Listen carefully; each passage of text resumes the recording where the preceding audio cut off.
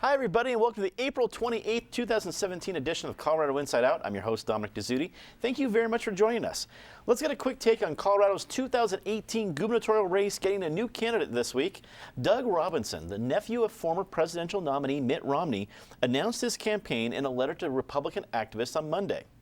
Patty Calhoun from Westward, despite the famous name lineage, what chances do you give Robinson here in Colorado?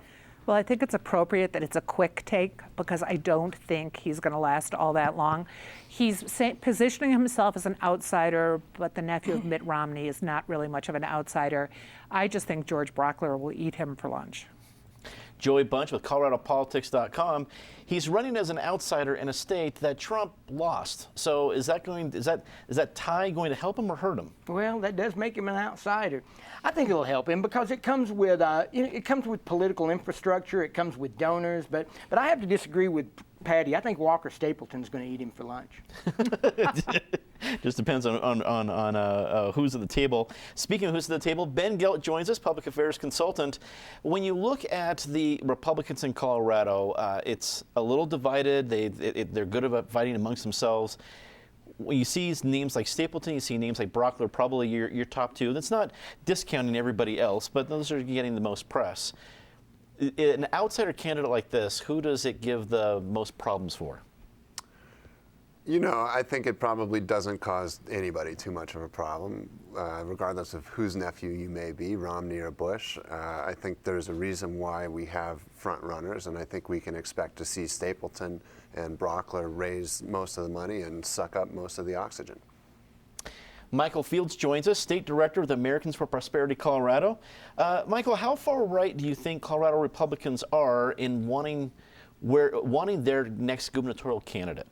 Well, I think when you look at it, they want to win more than anything. And so I think, a conservative will probably win the primary, but it's got to be a conservative that can play to the center in some way. And so I agree that probably the front runners right now are Treasurer Stapleton, are George Brockler. And I think, one point is this race isn't going to lack money, especially if Jared Polis gets in on the Democratic side. There's going to be a lot of money. And I think really nobody knows at this point what's going to happen. Well, let's get to it. The aftermath of the 420 celebration last week kicked off a series of marijuana and city park-based headlines this week. Denver Mayor Michael Hancock announced he will launch, quote, a deep dive review of the city's event permit conditions after seeing the state of the Civic Center Park after the 420 event. Meanwhile, Governor Hickenlooper was optimistic after his meeting with Attorney General Jeff Sessions.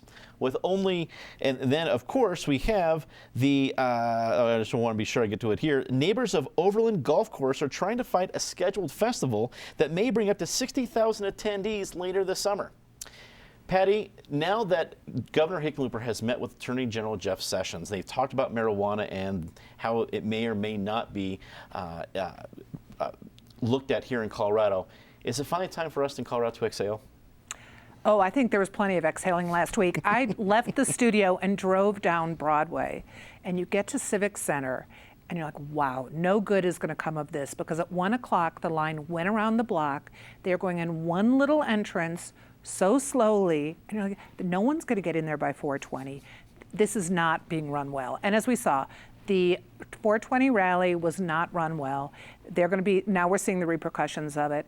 Hancock and the Parks and Rec Department were already looking at some of the park rules. This will be part of it, though. But clearly, if the 420 rally happens again next year, there will have to be some changes. And, it is a celebration because, in general, Colorado's rollout of recreational marijuana has been pretty flawless. I mean, there have not been the problems people were predicting. As Hickenlooper told Jeff Sessions, we aren't seeing youth increase. In fact, what we're seeing is old people increase, that it's senior citizens going for it, which he told Chuck Todd on Meet the Press. So it was great that Hickenlooper took the time and Jeff Sessions gave him the time. Sessions says they're looking at the Cole memo, which has really been what they've been following, the federal government has been following since 2013, which is that states that have legalized marijuana, prosecuting people in those states is a very low priority. And we will hope the Trump administration actually looks at what's happened in Colorado, where it's been almost all upsides, and will just leave this state and other states that have passed it alone. Joe, it seems now the focus is less about the state and marijuana, more about how cities are handling it. And we used to talk about it was just about the stores or shops, where you're going to do. Now it's more about the events. And I think not only do we have the 420 event, which is still a big deal, obviously, in the city of Denver, but you're seeing the city of Denver trying to break out to more festivals. And while it's not a pot-related festival, the one in Overland Park is still about entertaining and not so much protecting neighbors. What do you think the city of Denver needs to be looking at when it sees it's growing, but is it more about entertainment or is it more about protecting neighborhoods? Well, I think the city of Denver is at a crossroads in the big picture. You know, pot was cool, but, you know, Facebook was cool, and now you're getting friend requests from your grandma. So, you know, pot's kind of headed down that same road. But I think Denver has to ask itself, does it really want to be known nationwide as the Potropolis? You know, I remember 20 years ago, I read a headline in Westword about Glendale that said, "Welcome to Titty City." And now every time I go to Glendale, I think of Titty City. So does Denver want to be known nationwide as the place where people smoke pot and trash parks? It was just a couple of weeks ago that we had the Right to Rest bill in the legislature that, you know, basically outlawed urban camping bans to let homeless people stay in the parks. Well, parks are public spaces, but we're getting to a point where we're deciding which public we're going to allow into the spaces. So it's a lot of pick and choosing, and it raises a lot of constitutional issues. Ben, you've advised a lot of city council members with the help of their campaigns, even beyond that. As they look at all these issues, whether it's the permit regulations of the 420 event or Overland Park Golf Course, everything in between, what kind of advice do you offer?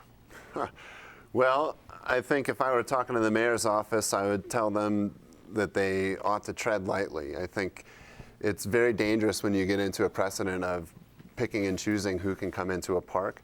I think when you look at the 420 celebration, it's almost laughable that they are having such a hard time dealing with it. I remember when I was in high school, which was over 20 years ago, when the same celebrations were occurring, granted at a smaller scale, but it's not like there's some surprise that, oh, there's going to be people at Civic Center on 420. So the fact that they can't be better prepared for something that has been going on for literally decades is laughable. And then when you consider that they're going to do this enormous festival at Overland Park over the objections of the neighbors, it makes you scratch your head, frankly. How is it that they're not prepared for a smaller scale event that's been going on for decades, and now they're saying, let's do a much larger event, even though the neighborhood doesn't want it, even though every single type of idea like this has been flatly rejected, let's just put the for sale sign up and forget about it.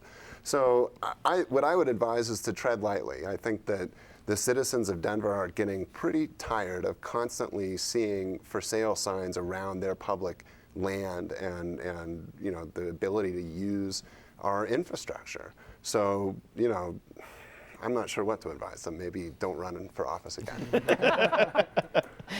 Michael, as you look to what we've heard from Governor Hickenlooper and his meeting with Jeff Sessions, of course, it was just a meeting with the two of them, it seemed pretty optimistic. I think folks who were a little bit worried about it over the last 100 days or so at least have a little bit of relief. But do you take long-term relief from what we've heard so far, or is the jury still out? I think the jury's still out, and I think even if you watch the interview that Governor Hickenlooper had, he wasn't fully saying, yeah, you know, Sessions is on board with what we're doing here. And I think stuff like the 420 event, you know, really puts Colorado under a spotlight. Anything that looks negative when the Trump administration is not really supportive of legalized marijuana is not good for the state. The Denver Post ran an editorial earlier this week that I thought was really good, talking about, you know, in regards to this 420 event, that sometimes some of these people, you know, it's time for them to grow up a little bit. And marijuana's been legal here for 3 years. This shouldn't be a protest event anymore. We have to worry about safety. We have to worry about the trash pickup. And really, you know, I am glad though that Mayor Hancock said that this deep dive, you know, into the security, into the trash issues won't just be about this one event. It'll be kind of broad across the board. With only 2 weeks left in the legislative session, Republican state senators Tim Neville and John Cook plan on introducing a bill that would address Colorado's road repairs. Unlike the much-debated House Bill 1242 that died on Tuesday, this measure would use existing sales tax revenue to fund highway widening, safety improvements, and expanding capacity on various Colorado roads. Joey, you're our man at the Capitol. Where's this bill headed? Down the tubes. This has no chance. You know, they've been negotiating this bill. The best they can hope for is to force Democrats to the negotiating table. You know, this bill has been in negotiation for 8 months. And then it passed in the House. The House Democrats were able to hold their coalition together and pass it, but with a tax increase. The Senate Transportation Committee lowered the tax increase, but then some members of the Senate Finance Committee said it wasn't enough. We want no tax increase. And that's well and good. But where were they 8 months ago? Where have they been for the past 8 months to get this as part of the conversation? You know, now we've got less than 2 weeks left in the session. I don't give them much chance. You know, what the Tim Neville and John Cook are proposing is all the money come from the existing state budget, and that's a non-starter for House Democrats. So I don't know where they can possibly go from here. But as you're sitting in traffic jams for the next year, think about who you're going to vote for in 2018, because there are going to be millions of Coloradans doing just that. But I think Joey brings up a good point, because I share his cynicism that is in 10 days is not at least likely to pass. Miracles happen, but not all the time.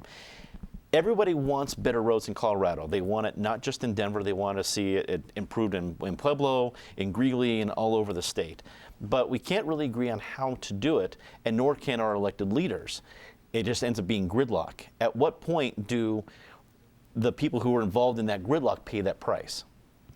Well, I mean, maybe their wheels will fall off when they're running into all these giant potholes that seem to be getting worse. You know, it strikes me that it's possible that Tim Neville and John Cook don't actually want to improve our roads, and that maybe some of the folks on the budget committee don't want to either. I think the last bill, you know, all of this stuff, whether it's transportation, education, healthcare, or what have you, requires some compromise. I think as long as Senate Republicans are unwilling to move an inch, you can fairly characterize their position as not just entrenched, but as frankly disinterested. So I don't see a near-term horizon for solving this unless Republicans are willing to spend a little money and raise some revenue. Michael, if this bill doesn't get out of the legislature to Governor Hickenlooper's desk and he doesn't sign it, it's very likely we'll see a very similar proposal on the ballot. The Independence Institute has a ballot proposal that looks a lot like this bill. I don't think it's that unrelated that there's a connection there. If this doesn't get out of the legislature, do you think Coloradans will still have the opportunity to decide on this particular way to handle the issue? I think they could. I mean, obviously, it depends on what the Independence Institute, you know, if they move forward or not. It also depends on if the contractors move forward with their sales tax hike on the ballot too. You know, they got to get a lot of signatures. They have to go out and you know, do a lot of work in order to get it there. But I think, you know, this bill shows that Republicans are working on this issue, that they do care about this issue, and really it falls in line with what Coloradans outside of the Capitol actually think. The only recent public polling that we saw on this showed that 70% of Coloradans wanted to fix the roads. I don't know what the other 30% are doing, but you know, that same poll showed that 57% didn't want a tax increase. And so really that's saying they want legislators to go to the budget that they have, $28.5 billion. It's gone up $1.5 billion over last year. And really the legislature only spends 5% of the budget on transportation. And so this is a bill that forces that discussion. While it doesn't have a good shot of passing for the reasons that you all said, at least it keeps the discussion going and it keeps the focus on transportation. Patty, do Coloradans of all stripes need more pain before we'll think about paying more for roads? Well, we're going to get more pain. The only thing that makes the traffic on I-70 and I-25 at rush hour look good is the traffic jam of legislation that is now hitting the legislature with 8 more days to go. I mean, the budget is going up for a vote on Monday. It's supposed to be approved on Monday. Here's this Hail Mary move. I don't think it's going anywhere, but neither are we when we get on the highway. So Joey actually has a good idea. We could sell anti-legislator bumper stickers. The people who haven't been able to get off the dime on this and come up with a solution, put it on the bumper of the car ahead of you, car behind you, and get some good campaigning done over the next year when you're stuck in traffic. like to see out of all the different Colorado license plates I have, the one that the legislators get saying that I haven't fixed roads yet. Kind of, that's a nice addition. The United States District Court Judge William Orrick issued a temporary ruling on Tuesday to block President Trump's from withholding federal funding from so-called sanctuary cities. Judge Orrick noted that the president overstepped his powers following his January executive order tying federal funding to immigration enforcement. In response, President Trump stated, once again, a single district judge has ignored federal immigration law to set a new immigration policy for the entire country. Ben, as you look at this, I understand that this ruling might embolden cities to think that, hey, the issue's over. But it's a temporary ruling, and there's a lot of room between this and a final judgment. When you see Denver and Aurora as, again, so-called sanctuary cities, you only have, there's various definitions of it. Should they feel emboldened by this decision? Emboldened, I don't know. I think that it's fair to anticipate more action from the executive on this issue. So I don't think that anybody should feel like this has been resolved. I do think that it's important for cities like Denver, cities like Aurora that have significant immigrant populations that are an important part of the economy, of the workforce, and of the community to continue to do what they have to do to protect their communities and to keep communities whole. I think if you look at Denver, there's been a slow shift from the mayor who started out by saying, oh, we're not a sanctuary city, we're not part of the problem here, to now saying we do recognize that we need to defend and protect people in our communities, particularly those who are at risk. So I don't think that anybody believes that this is the end of the road. I think that, you know, for people that are really discerning adults who follow this issue, it's disconcerting to see that the president doesn't seem to understand what circuit court he's talking about or necessarily how the checks and balances of our federal government work. You know, I'm sorry that it's such a difficult job. You didn't have to take it. So no, I don't think there's any relief on the horizon. Michael, the ruling specifically cites that Congress is the one holding the purse strings and should handle anything related to funding. Do you think, now with the Republican House and Republican Senate, that Congress will respond with answering what President Trump wants to do in executive order, but doing it via Congress and handling it, according to this ruling, the right way?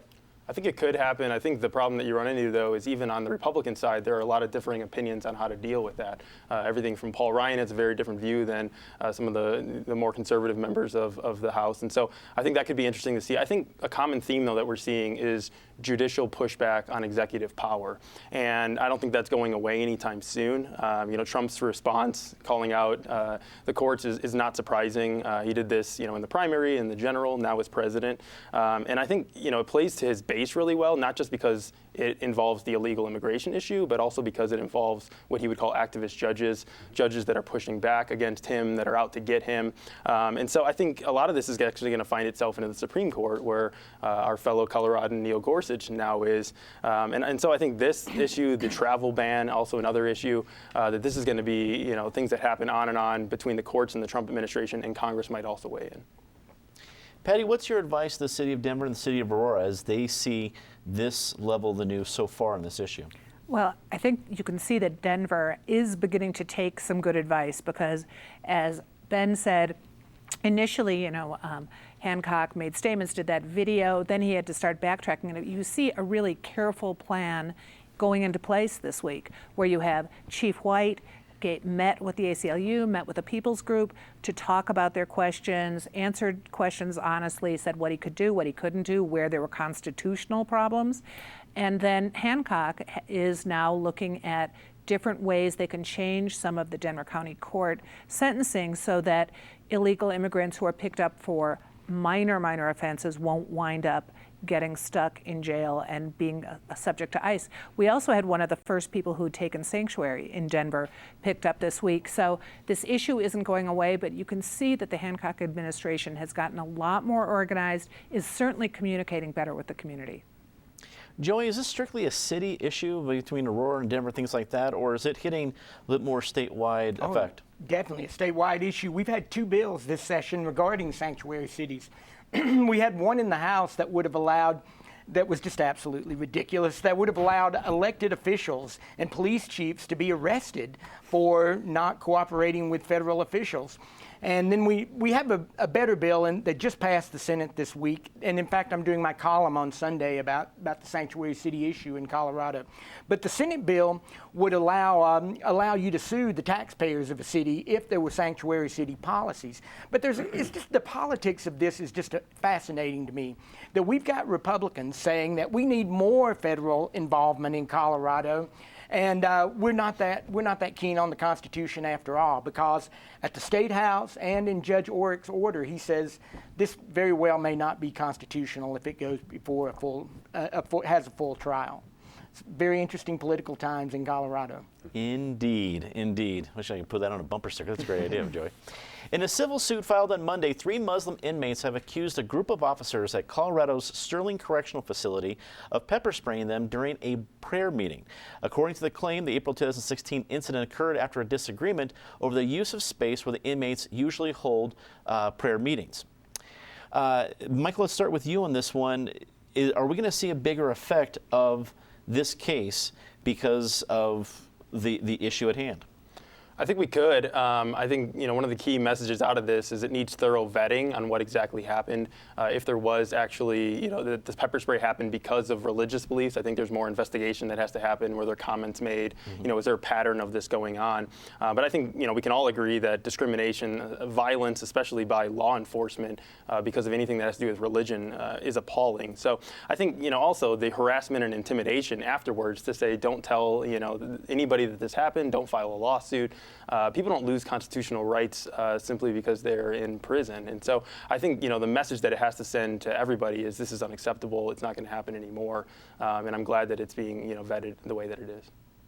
Patty, David Lane is associated with this lawsuit. Should we expect a settlement soon? I would say we would expect that soon.